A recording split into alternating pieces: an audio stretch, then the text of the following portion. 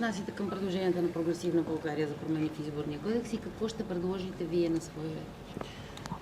Частта, която касае смесеното гласуване, от нашата политическа партия ще гласуваме против поради няколко основни мотива. На първо място, Прогресивна България дойде на власт с тази форма на гласуване, т.е. с хартия и машина. И в крайна сметка това, което ние сме направили като анализ, показва, че 50% от българското население гласува с машина и 50% от остатъка от населението гласува на хартия т.е. 50%. Какво означава това? Това означава, че тази форма на смесено гласуване работи и смятаме, че е добра форма за произвеждане на последващи избори, които всъщност в момента предстоят и президентските избори. Кое налага отварянето на изборния кодекс в момента, при положение, че има препоръки на Венецианската комисия и на ОССЕ, т.е. тези избори и съответно отварянето на изборния кодекс в момента не би следвало да е основна тема. Така че никога не отварява изборен кодекс малко преди избори, нали?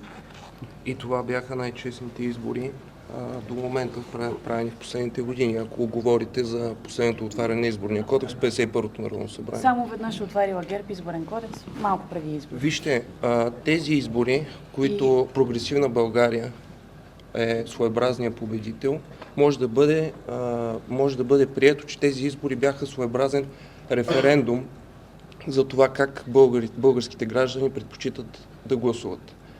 И анализа показва ясно, 50% от българските граждани искат да гласуват на хартия, 50% от българските граждани искат да гласуват на машина. Ние винаги сме били за запазване на този подход, на даване на избор и запазване на демократичния принцип на гласуване. И нещо повече в тази връзка, това, което казва колегата, ще сигнализираме, ще направим запитване до Външно министерство, до ЦИК, да дадат данни и всъщност да покажем, че официално статистиката показва 50% от българското население, че гласува на хартия и 50% от българското население гласува с машина. Какво ви притеснява, ако само с машина гласуваме? Това, което обяснихме, нас нищо не ни притеснява, защото до този момент ние винаги сме давали възможност, алтернативна такава, която да могат българските граждани да гласуват и да имат правото на избор, това, което каза и колегата. Няма да могат да гласуват с машина? В Европа особено, която да гласува само на машина и то на тези машини. Има, да, даже няколко са държавите, например Бразилия, Бутан, Индия са по подобен тип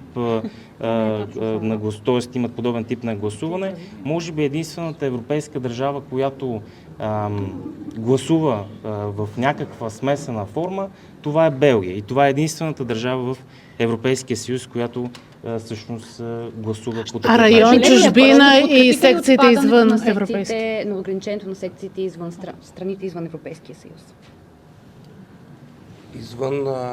Секциите извън страните на Европейския съюз, ние смятаме, че предстои, както каза и колегата господин Арсов, предстои анализ на Министерството на външните работи, който трябва да бъде предоставен и на база анализа ние да вземем информирано решение кое налага и защо налага това отпадане на прага. ГЕРБ беше част от мнозинството, което въведе това ограничение. Сега защо не сте категорични, че трябва да остане?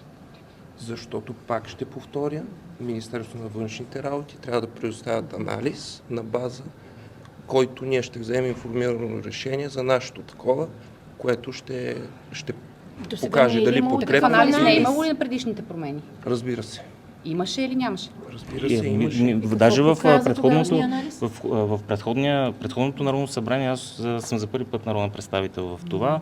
Предходното бях областен управител, доколкото си спомням, Възраждане бяха направили този анализ, на базата на който политическа партия ГЕРБ подкрепи с конкретните промени.